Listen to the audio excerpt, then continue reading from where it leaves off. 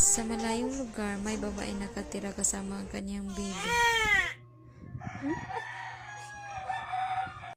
Lumipas ang maraming taon, si Madam ay lumaki na, marunong na siyang sumulat, bumasa, at may talent siya magluto, magpiano, at marami pang iba.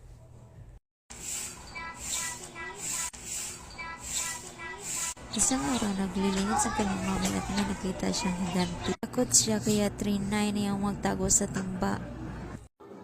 Wala siyang ibang mapagtataguan kaya sa timba na lang nang biglang binuksan ito ng isang babae.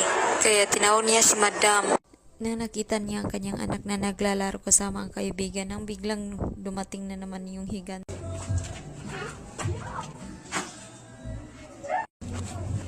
Masaya na ang babae kasi malayo na sila sa higante. Atangi ang sunod sumpay ni ngatong sugilanon, kini ang akong suliran.